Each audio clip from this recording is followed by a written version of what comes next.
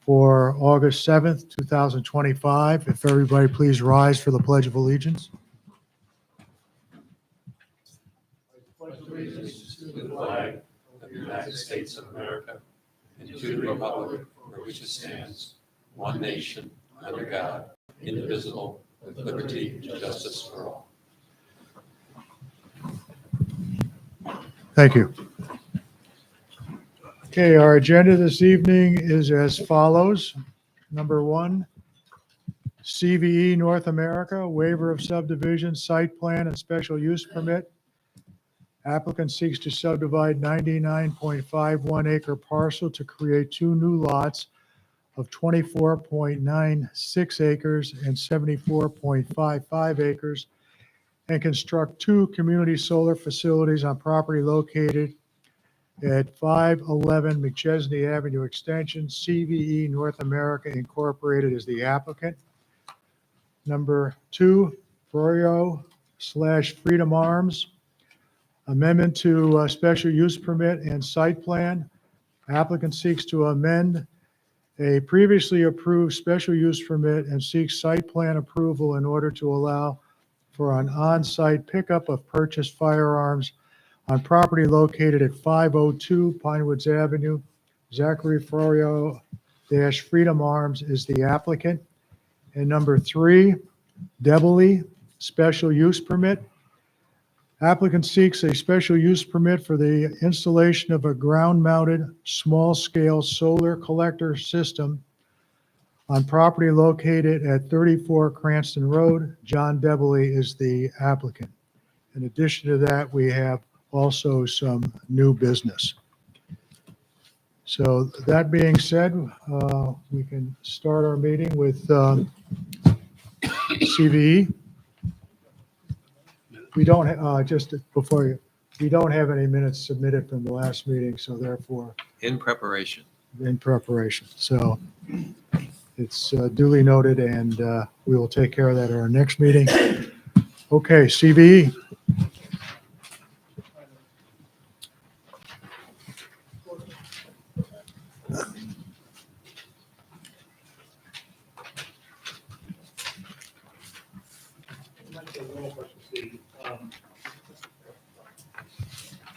Turn off front panel lights.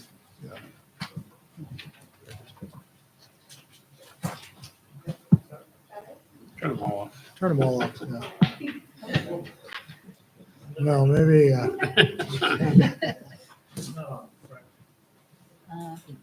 Turn Not much.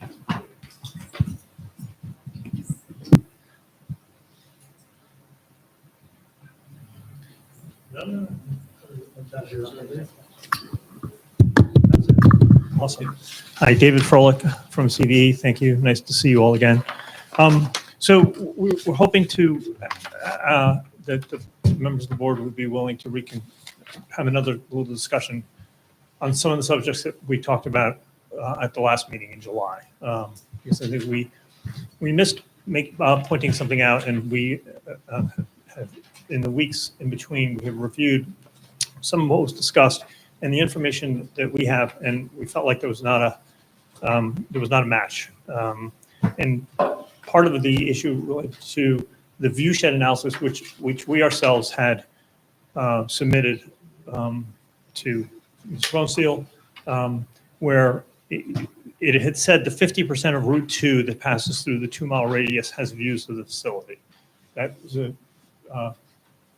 sent I think, a clearly strong message to the board, and the conversation that went on last month seemed to reflect that significantly. The problem is we missed pointing out that the viewshed analysis does not account for existing surface features, and it treats land as if it were free of vegetation and or structures. And we went back and we looked at Route 2, and basically there's no impact on Route 2. You can't see the site from there. And if it's helpful, I have some pictures highlighting that route that if it's okay, I'd like to run through. Go ahead. Yep. Thank you.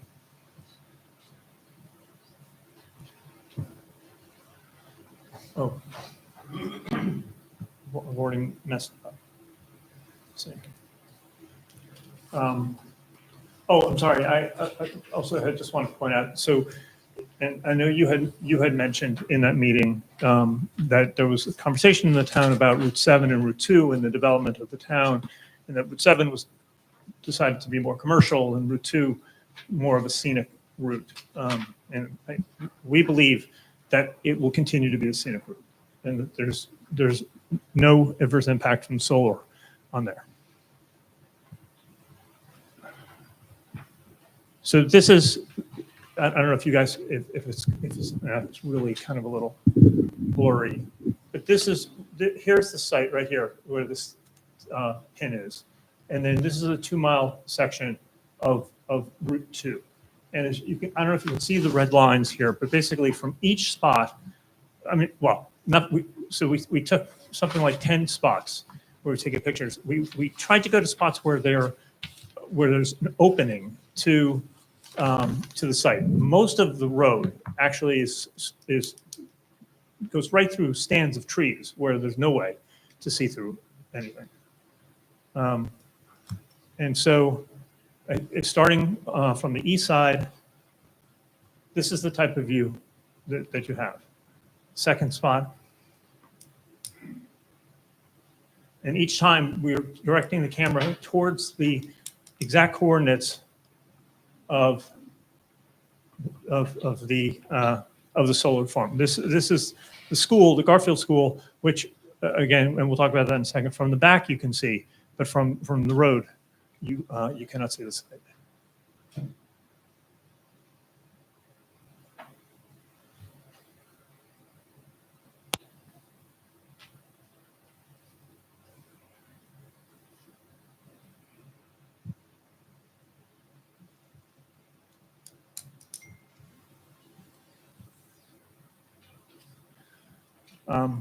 And so, if I go back here, and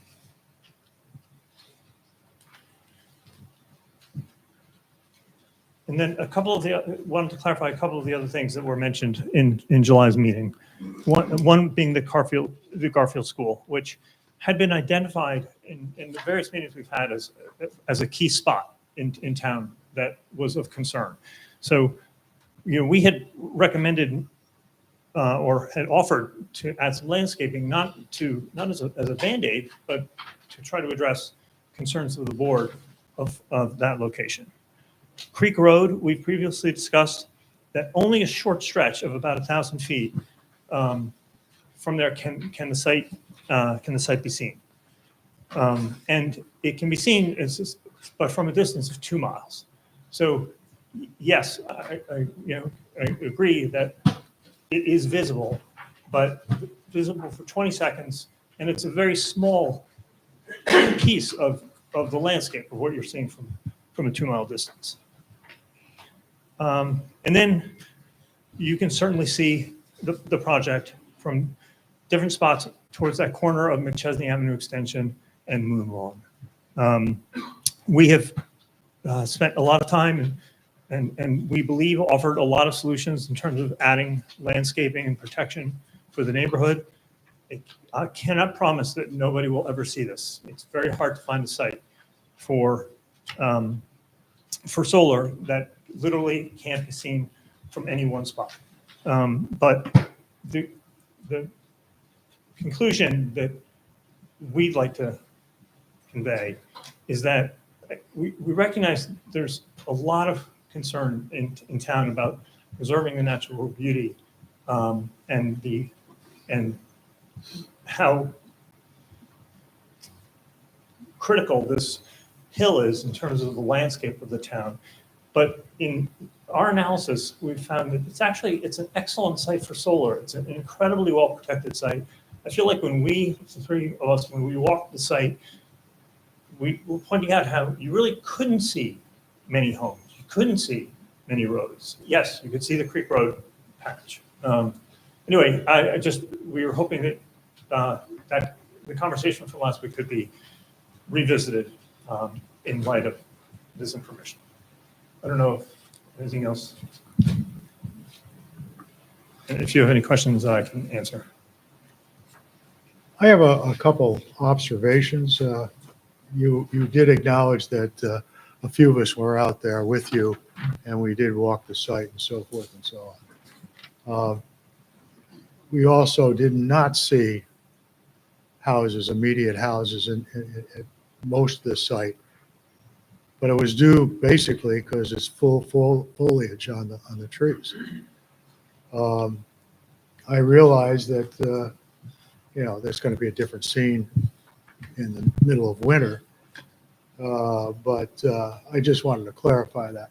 And the other thing is when you did this analysis, I noticed, especially on the drawing here, that all these focused on the very top of that very large field where you're going to put most of the panels. I think the Right. 5 megawatt field there. Yep.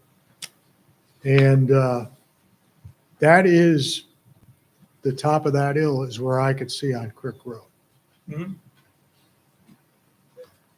Through all the discussions in planning, was there any thought of dropping that site so that top section remained a field or a hill? Well, so the concern is we're trying to be respectful of the houses that abut the property. And so the decision was made to actually have more space between those houses and the bottom of the array than from the top of the hill. In fact, there's another section that if you look that's further on top. We're actually not going to the top of the hill. We're on Yeah. the bottom section. But there's still the top section which we are not touching. Well, there's another section beyond a tree line, obviously. On top, Yeah, yes. but I'm sure that what I'm saying is the one on this side of it, right here, Right. where you have these Well, again, lines of the site going to. well, I was trying to use the worst case scenario, right? The Okay. highest point that could be seen from Yeah. most places. I understand that. I appreciate that. Was there ever any consideration of downsizing this whole thing? Well, we actually did downsize a little because of the limit from the grid of capacity for the substation. So ideally, we would have done 2 5-megawatt projects. We reduced the size of the second project to adhere to the utilities constraints. Well, I was implying maybe 1. That's what I was. Right. I mean, that's what's allowed on the size that's why you subdivided this property. Right. So you could do, Yeah.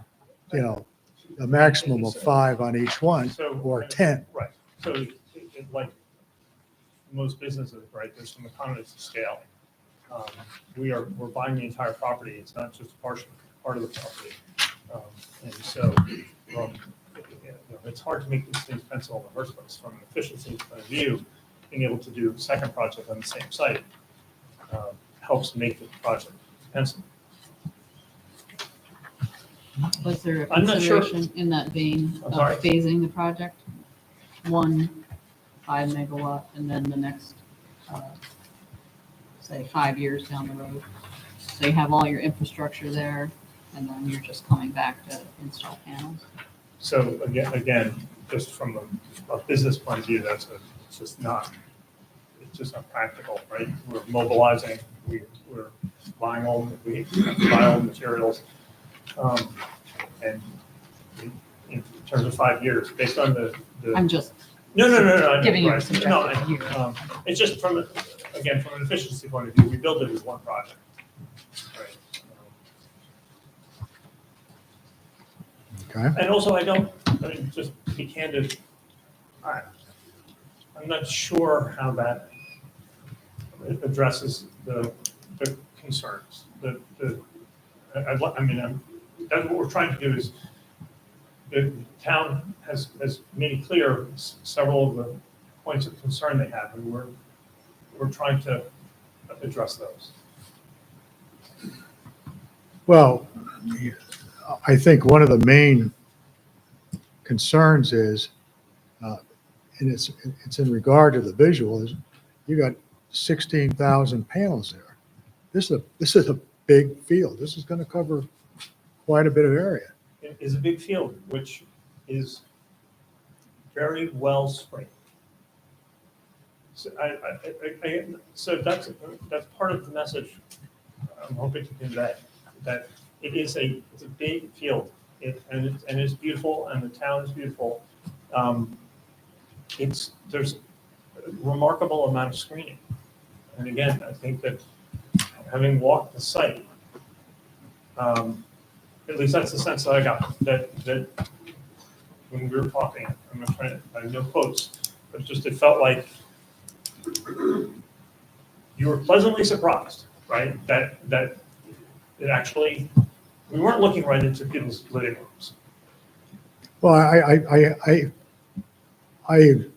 remember the conversation, and I did comment that there was quite a bit of screening already here. I did have some concerns about the screening at the bottom of the thing where those homes along McChesney Avenue extension, Yeah. it's going to be right in their backyard. It is in their backyard. And even if you have the 100-foot buffer from the property line, they're right there. I mean, they're gonna look out their windows and they're gonna see it. I realize it's only a few residents, but they're residents of the town and they deserve. No, absolutely. Yeah. We are, again, we are sensitive to that and try to at least suggest ways of mitigating it. Can't make it invisible, but Well, we discussed possibly a berm, Mhm. and I believe there was possible stormwater management issues involving a berm, in addition to, trees or foliage on top of the berm. I mean, it can be done, but it could create other problems. That's all. Well, one of the issues that I had, and it was brought up in a letter I received today from a resident, was that most of the stormwater is going to go, and I shared that letter with you. And most of the stormwater is going to go into a ravine that runs the whole length from top to bottom of the hill along that one line of trees. I would say it's probably to the east. And it was pointed out that that is a problem area right now with stormwater drainage and so forth and so on. Okay, obviously, maybe I overstepped my bounds here or No, what? no, Okay. Mr. Chairman. I first, I would just like to request a copy of the letter. I don't think we've been provided a copy of it. That So, letter was addressed to me and the planning board, and it's been distributed to those people. We would present all these at the public hearing.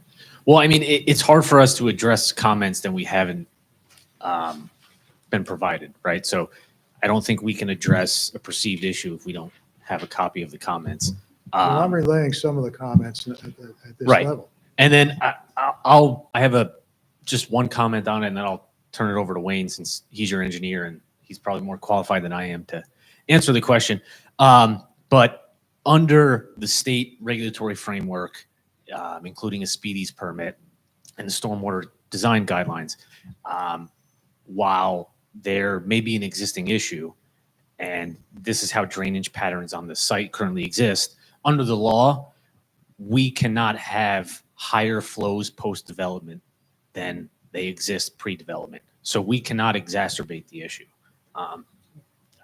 In my opinion, full stop, cut and dry. There's no if, and, or but about it. The law says that our calculations have to confirm that our peak runoff. Well, I understand that, and I agree with you. I know that that's a fact. But what I was basically alluding to, we were talking about mitigating visual things with berms.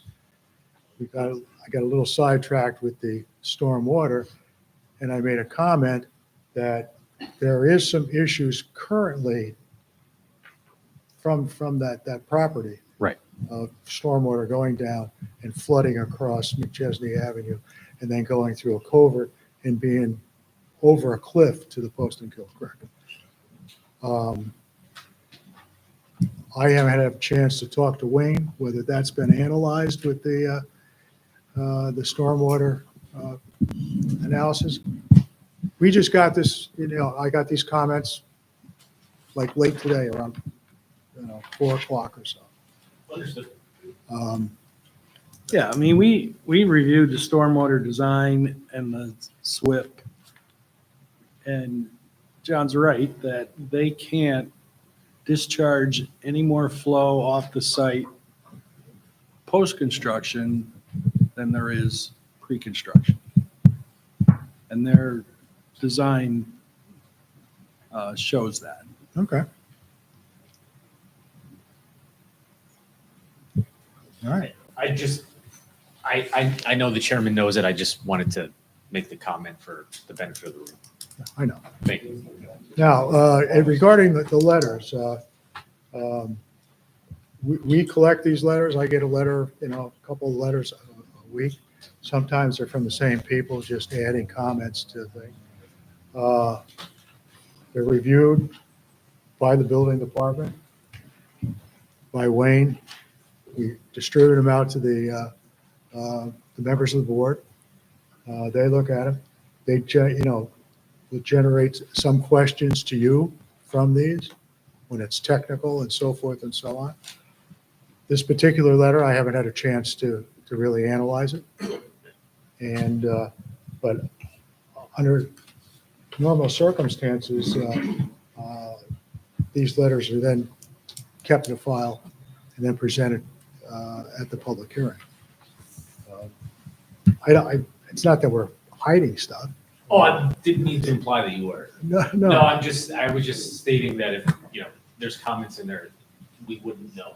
Is there, Andy, there's a way of, There can be a request for the public records, correct? Yeah, absolutely. but that's not our department. That's the town attorney that would deal with that. Yep. Okay, Absolutely. all right. Okay, does anybody have any questions on the presentation? Okay, the floor is yours. I take exception to this photograph, 2-4. Okay. The one by the school? It's a great shot of the beginning of Moon Lawn. Doesn't have any bearing as far as I can see. I'm sorry. It doesn't have any bearing as far as I can see on the view shed analysis. It's just a picture of the back of the stop sign. It's a picture showing the view from Route 2. If you, It's the intersection of Moon Lawn. the solar field over here, No, the solar, it's, it's not? I'm happy to show you. Let me intervene here a little. Your analysis is from Route 2. Yes. All different points on Route 2, Yes. not any on Moon Lawn or McChesney Avenue Extension or any other road. No, but we have submitted many of those. Correct. So So the presentation they're giving now is strictly photos from different points on Route 2. So what about the people who live up on Meadowview? So again, if I don't recall if that's what, so, we've had many conversations with the planning board. And we have repeatedly come back with either pictures showing what the conditions are or suggestions on solutions to mitigate the problem. If there's something you haven't mentioned previously and you'd like us to look, I don't have in my head the visual picture from every spot in the town. Well, Meadowview is a road that goes up on the other side of the valley. from Okay. Route 2.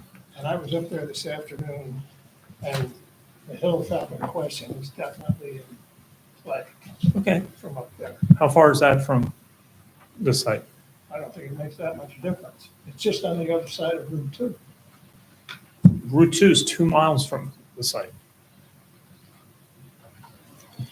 Route 2 is 2 miles. Sorry, The Creek site? Road, no, Creek Road is 2 miles. I think actually Route 2 is, as the crow flies, That's not think close to 2 miles. maybe not. So if you've got something that you'd like us to look at, I'm happy to take a look at. Again, I feel like we've had, and if you're identifying one more spot, I feel the argument that we're trying to make is that the question on seekers is are we having an adverse or a major impact, adverse impact? And the argument I think that we have made is that we're not, which doesn't mean that it can't be seen from anywhere. But, again, we focused on Route 2 because the view shed mentioned it, and it was kind of damning, right? 50% of Route 2. But the reality is it's not. It's nothing. Was a visual impact that was not more Creek Road, and then I've also driven up Garfield Road, and you can see that also. So it's not just one area, quite visible. I think just to interject here, I think the applicant was addressing, wants to address that 50% view of the site from Route 2 that was first put on the analysis. Yeah. And if I understand it correctly, that was based on if it was completely barren land, like it was the moon, with no structures, no vegetation. So it was strictly done on topo. Is that correct? Yes. All right. So now you're trying to correct that, make us Yeah, understand exactly. what that comment was. Yes. Okay. Has the company that prepared the visual assessment made a similar deduction or retraction of the report? It actually, on the page that Mr. Bonesteel read from, which the last line of the paragraph that introduces their conclusions had that disclaimer. Well, it doesn't say it like one right after, statements made, but it doesn't say only if there's no structures or trees and it's only topography. That's further somewhere else in the report. And I get it. I understand.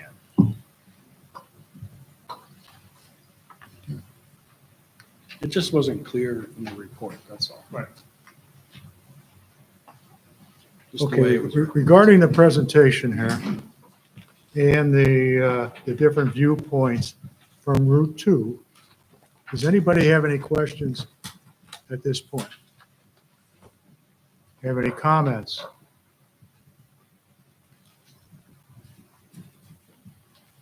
Do you have any further comments?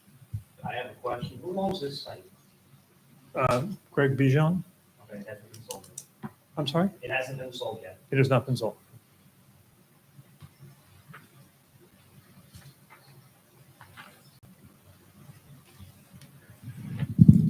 Now, there's quite a bit more property there than you obviously are going to use. Right. We are using about 33 acres out of the almost 100-acre parcel. Yeah. Most of it will be, Plus you need access to it. So right, you're probably only going to need half of that 100 acres. absolutely. Was there any discussion with the owner about subdividing it? Subdividing to, Just sell you half of it? there was not. He's interested in moving. Well, I know that. So, his goal is to sell the whole thing. Okay. But I mean, I don't know, maybe there's an opportunity for us to put that into some kind of make it some kind of conservation area, the remaining land. Are you gonna buy the property or is Mr. Bejan gonna retain it? No, we're purchasing the property. So what, have you you've purchased properties before for Yes. projects? And typically when we see like a lease come before us, there'd be a 25-year lease on a piece of property and then it reverts back to the owner. And that would be renewable, obviously at your discretion. Right. But what happens when you own the property? What happens in 25 years? So we will, hopefully it's 35, right? It's actually 35, the expectation. So hopefully we have a piece of land, A, that has some value, right? B, that's got a facility on it that is still producing electricity. We can repower in 35 years, putting newer, whatever the technology is at that time. Or if we want to dismantle it and the land be used for either agriculture or at that point, additional development, our obligation is to restore the land to its original state. So we'll be providing a bond, decommissioning bond in the event that CVE is not here in 35 years, to give the town confidence that there's money there to actually decommission it. And then I have a kind of weird question, but Okay, you may or may not answer this one. and I'd have to ask Karen to answer the weird Yeah. question. Weird question. So when I buy a car, brand new from the dealer, I have to pay tax. Mhm. And then if I sell the car the next day, that person has to pay tax on it again. Anytime you sell a vehicle, you have to pay tax on it, whatever the sale value is. And I'm assuming there's going to be some tax implication to this property Mhm. when it becomes commercial solar. If you are to sell it to another owner Mhm. besides CVE, will you be subject to the same types of, Well, we'd be subject to income taxes as a company, right? So if it cost us $1 million to build and we sell it for $2 million, we would recognize $1 million gain that we'd have to pay corporate taxes on. will the property tax be reassessed or, say Yes. we make a pilot agreement? Yes, yeah, we want, yes, that would be based on the anticipated value of what we have added on to it. Okay. Yes, So there'd be another pilot negotiated, yes. so the pilot doesn't, I mean, the pilot from it gets you, like a property, it gets reassessed and so forth and so on. So when you sell the field, say you sell this field to another solar company in 5 years, Okay, do they have to negotiate a pilot for that yeah, again? the pilot would go along. The pilot go with it? It depends how the pilot's written, honestly. Usually the pilot stays in place, but a lot of times there's a provision in the pilot that you have to get approval from the agency who issued the pilot, whether it's a county IDA, et cetera, for the change of control. Pilots are generally what, like 10 years? Is that what they are? It depends, 15, 20. Oh, they could be, okay. Yeah, and now we have this calculator, they're calling it, that the state enacted, where it's beyond my scope. Not really a numbers person, but like it's like a formula that the state dictates for you put in certain inputs into the equation, and it puts out the taxable value. Okay. So they determine the rate on megawatts. Is that what you're saying? Sort of, yeah. Okay.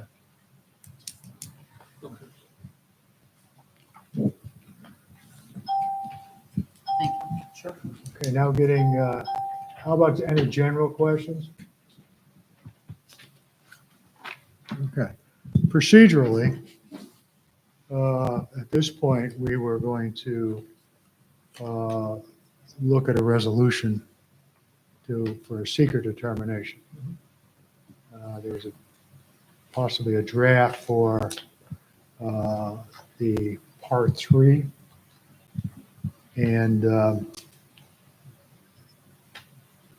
I think since you gave us this presentation, we have to revisit this and have a chance to review that resolution and the part 3 and our secret determination. Russ, I think appropriately stated, there's been some additional information provided by the applicant.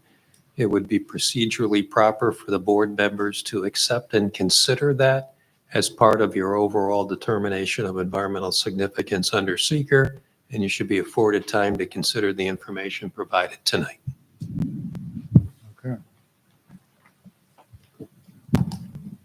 Does anybody have any comments on that? Does everybody agree with that at this point? So we'd have, That's merely counsel. It's a procedural option. It'll be up to the board to determine how it wishes to proceed. okay. Any comments on how we should proceed at this point? Okay, I believe that we should now have a chance to review this. This is new material. And I would like to consult with Wayne on a couple other things regarding some other details that we talked about with stormwater. I feel that we should, reschedule the applicant for a future meeting and after we have a chance to review this. Is everybody in agreement with that? Wayne, are you in agreement with that? Yes, Mr. Chairman. Building department? Yeah, we agree. So we're going to give us an opportunity to take a look at this. Thank you. Revisit the draft resolution and the seeker determination. Okay. Unfortunately, we can't reschedule you for the next meeting. We're going to reschedule you for the first meeting in September. There's going to be certain people absent at that next meeting. So I think it would be to your benefit to schedule for the first meeting in September, which is the 3rd. Okay. And then we will review the resolution and so forth and so on. Do we have any thoughts? Yeah. I'm getting nods from Okay, the team. all right. Appreciate your presentation. Thank you. Thank you. And straightening Anytime. out that issue. Thank you. All right. And we will see you on the 3rd. I believe it's the 4th, Russ. You can check your. Hold on a second. I may have misquoted the date. It is the 4th, I'm sorry.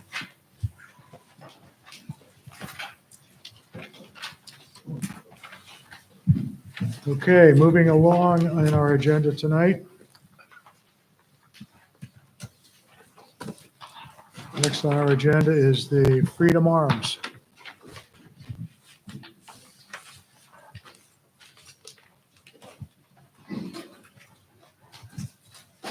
How are you tonight, Zach? Oh, not too bad. How about yourself? Good. I understand that you emailed a new site plan, sketch plan, and added the things that we asked for regarding the site plan. Yes, sir. Rearrange the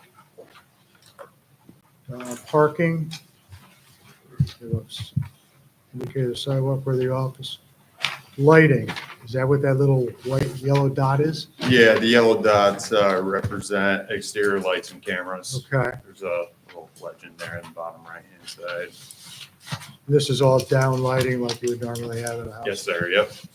Okay.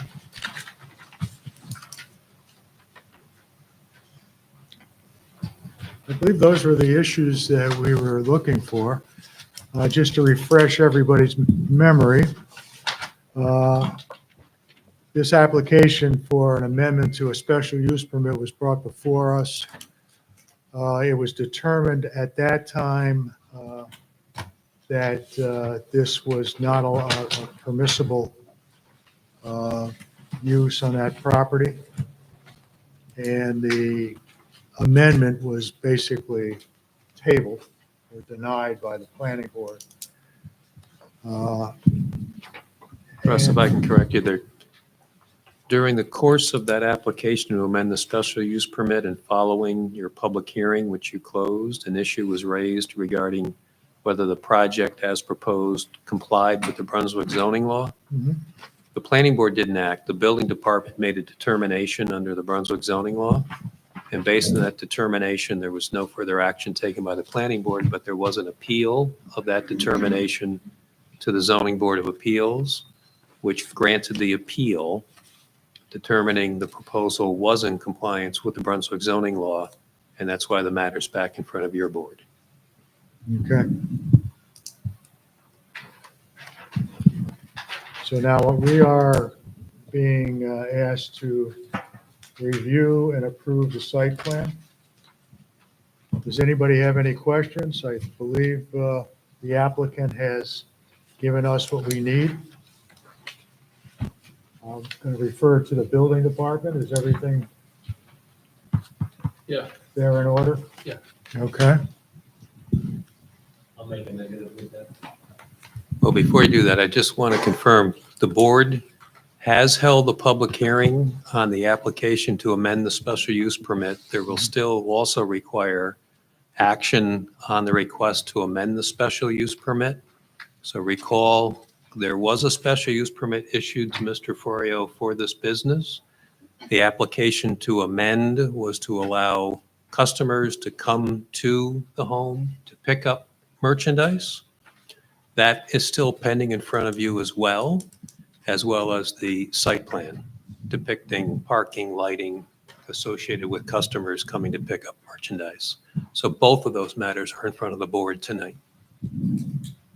Any secret determination would address both the amendment to the special use permit and the proposed site plan. Can we include those in one motion to, Under seeker, that would be Okay. procedurally proper. It is one action. okay. Is there any further discussion on the seeker determination? All those in favor? Any opposed? Okay, now on the motion to approve the amendment to the special use permit and the site plan. If I could suggest procedurally, those should be acted on separately. There may be conditions you may want to consider for the special use permit. I'll refresh the board. One of the things discussed were number of customers per week. I believe the proposal was a maximum of 3 per week. Yes, sir, not on the same day. Right, no more than 1 per day on appointment only. Yes, sir, Correct. that is correct. Yep. And during the business hours of. Sorry, I'm trying to- Going off memory here, I think it's 9 to 5. 9 to 5, Yeah, try Monday to- through Yeah, Friday. Friday, maybe Saturday. Yeah, try to keep it simple. But the main thing is by appointment only. No one can just show up. They have to call me first. But you're not going to show up at 10 o'clock at night. Correct, yeah. Let me see if I can figure out what the hours. I'm sleeping then.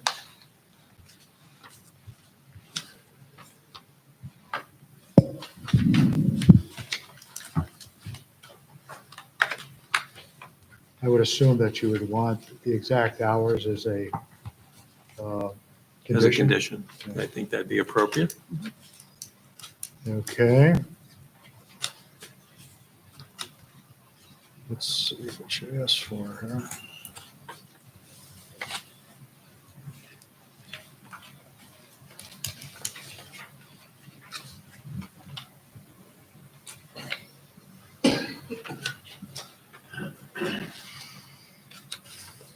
It should be in there. I believe she was correct in saying it's 9 to 5, Monday through Saturday, but it's been a minute since I filled that out. I think that's the initial one from Okay, almost 2 years ago. I got, okay, I got the 3 customers per week with no more than 1 customer per day.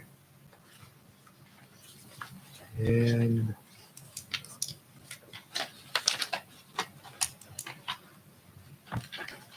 You have 8 to 6 Monday through Saturday, Yeah. with set hours of operation as a condition of approval. Yep, I'm You good might with want to that. write that down. It'll be written down. Okay, so we have the hours, We have no more than 3 customers per week, no more than 1 per day by appointment only within the business hours of 8 a.m. to 6 p.m. Monday through Saturday. Yes, okay? sir. I also suggest a condition that no signage or I think that was your Yeah, proposal yeah. too. Yep. Any other conditions on the proposal? Okay, then, with conditions, okay. And this is for the amendment to the special use permit. Is there any, do I have a second? Okay. Is there any further discussion on that?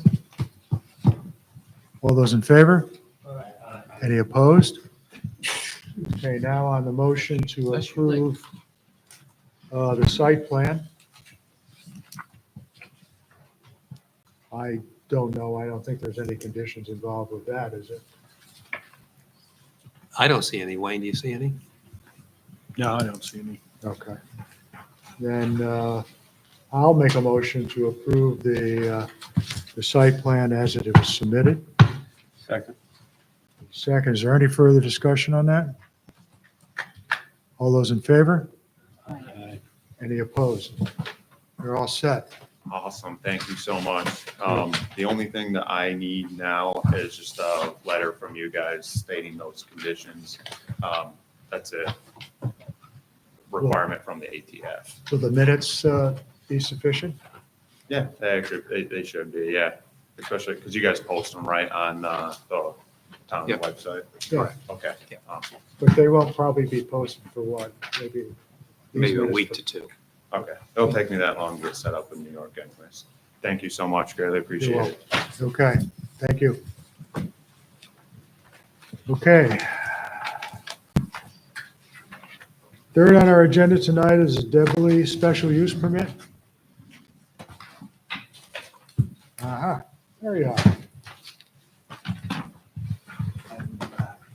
You were hiding in the back. You were. Okay.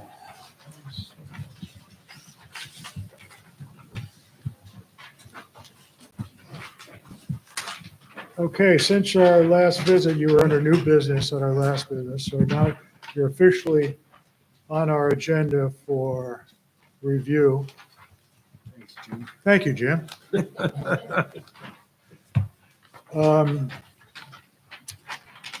Now, you are going, you went before the zoning board for setbacks. Yep. Was that it, setbacks? Correct. And they have scheduled you for a public hearing on Monday, the 18th, I believe? That's right. Okay. Did they have any questions on the neighbors? Not to my knowledge. I wasn't present for that. That was the person installing that went to that. I was on vacation that week. Okay, But not to my knowledge, he didn't indicate that. He was actually supposed to be here with me tonight, but he has COVID. But he did not mention anything. okay. I think we did suggest that possibly at least the one that's involved with it would be in his backyard. I don't know what address that is. Is it 32 Cranston? Next door would be Is your house the brick house or the blue? the brick house, yes. So Thomas Meyer, 30 Cranston Road.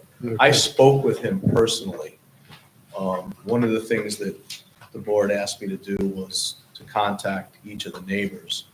And I spoke with Tom on Saturday, and he had absolutely no issue. He said, it's your property, you do whatever you like with it. Okay. And what about the one in the gray house? The Gray House, I went to speak with them. They weren't available. They weren't home. I left a letter with them indicating that what I intended to do and some specifics about that, and left my phone number, and if they had any questions to give me a call. I have not heard from them.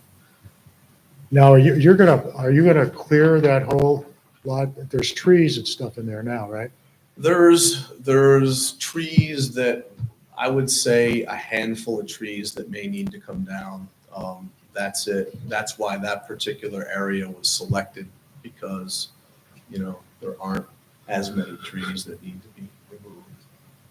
Okay.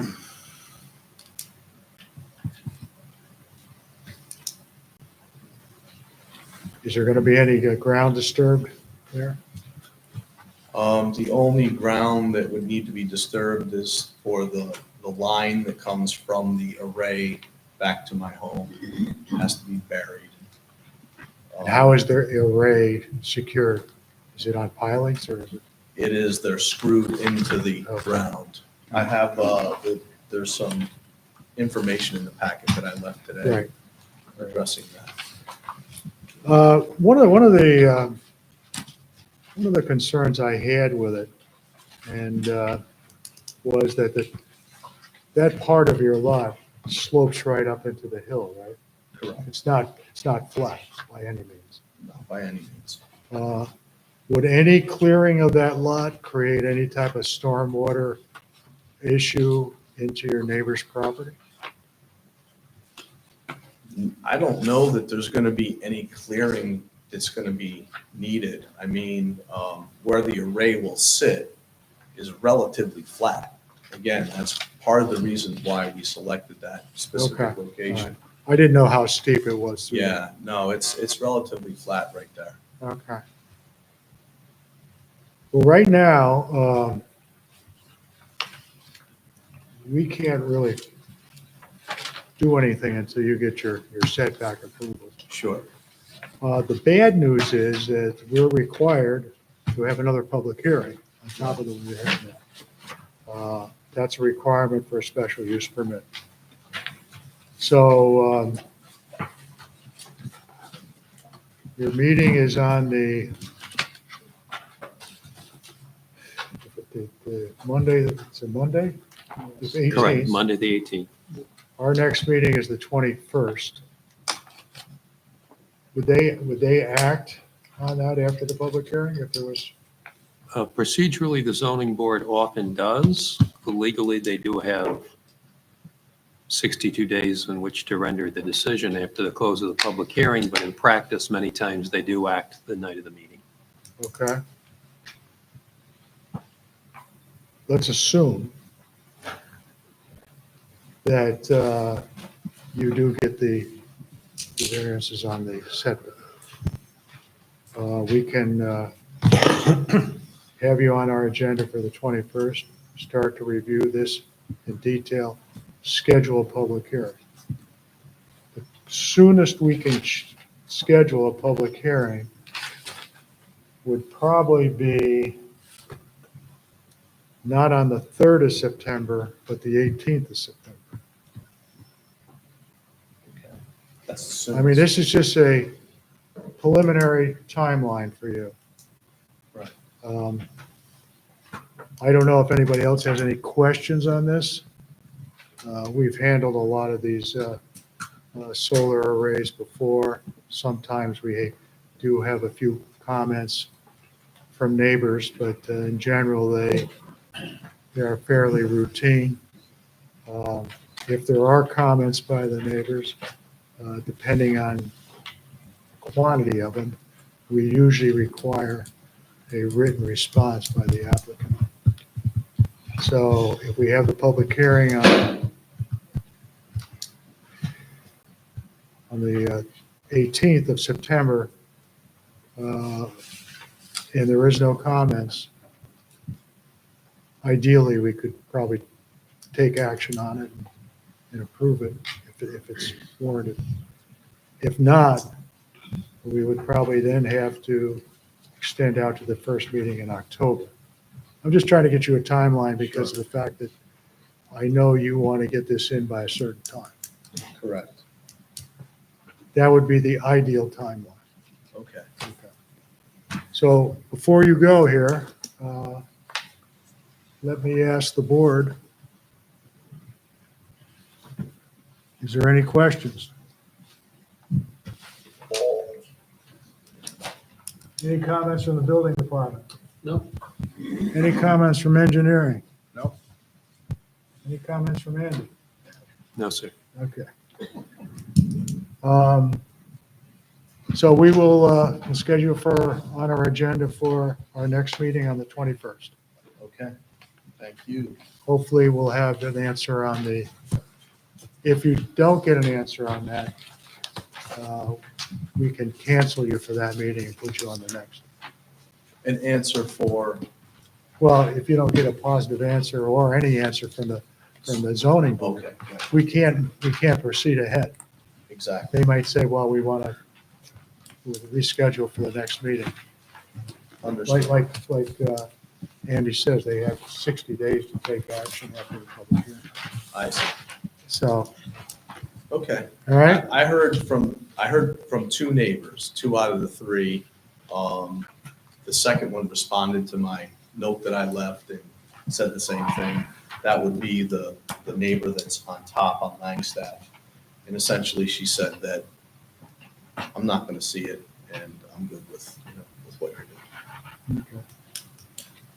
do we need any type of written, is it suggested that possibly we have a written okay from those people for the record?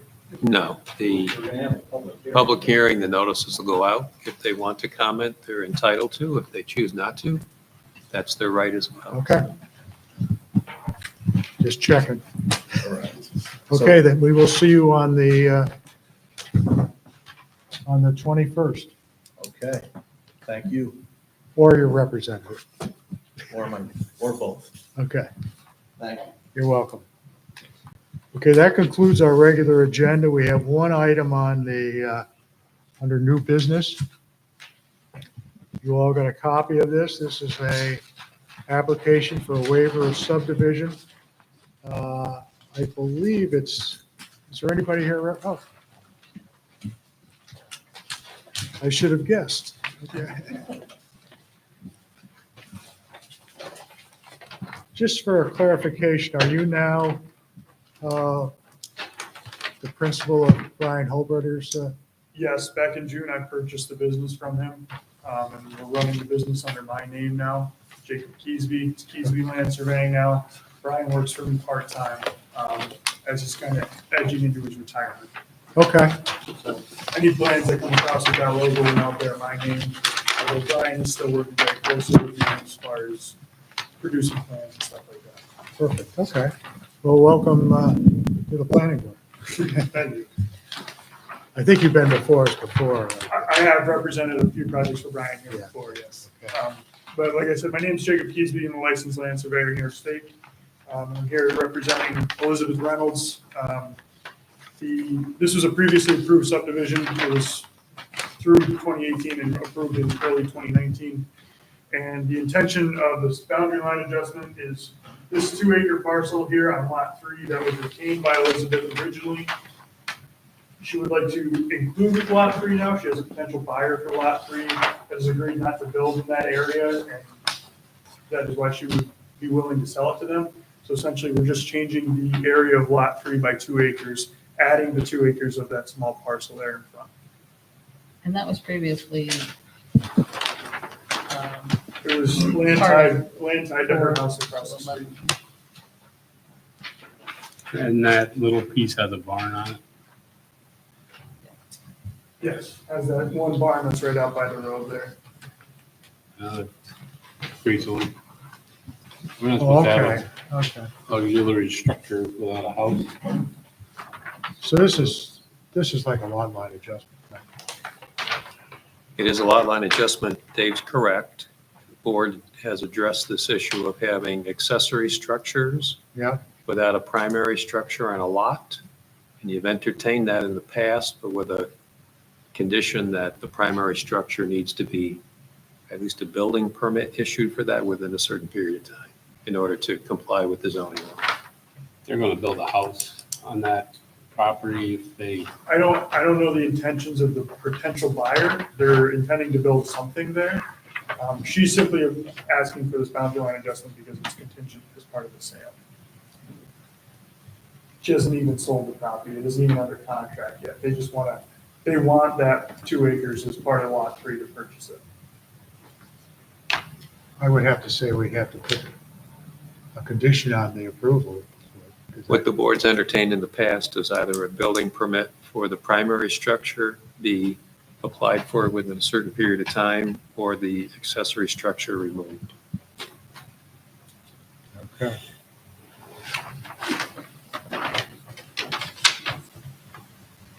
What would the time frame on something like that for the building permit be for the board asked for? Just because I'm not sure as far as closing on the property. I think we've done 1 to 2 years. Okay. Yeah, I don't think it would. We're not out to be destroying barns, Yeah. especially, that one's pretty old. But, Do you know if they have, the new owners have intention of keeping the barn? I don't. Okay. All right. Does anybody have any other questions on this?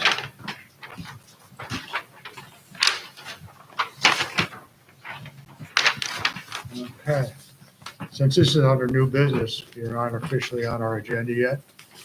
So I think we just got this. We'd like to have an opportunity just to review it. If there's any questions. Maybe fine tune the conditions. We can probably do this at our next meeting Is on it the in, 21st. adjacent to an egg? hey, David, statement? Does it need an ex statement? I don't know. Is that an agricultural? Well, it's a good question. It's simply seeking a lot line adjustment for a previously approved subdivision, which presumably there was an ag data statement provided for that subdivision, so. Yeah. In my opinion, the lot line adjustment would not trigger that. I don't think, you have to be held close. 500 feet? I'm not sure there's ag land within 500 anyways, but Got it. All right. That's August 21st or? It is August 21st, yes. Okay, Very good. we will see you then. Thank you very much for your time. Thank you. Okay, is there any other new business? Okay, then for agenda. We have the Devilee special use permit. And we have the Elizabeth Reynolds waiver of subdivision. Paramount, are they requesting to be on our agenda? They are, Okay. They would be third at this So point. is Russ, Sillis, Russ Reeves, is he, J.J. Sillis is looking to get on the next. he wants to be on the next one?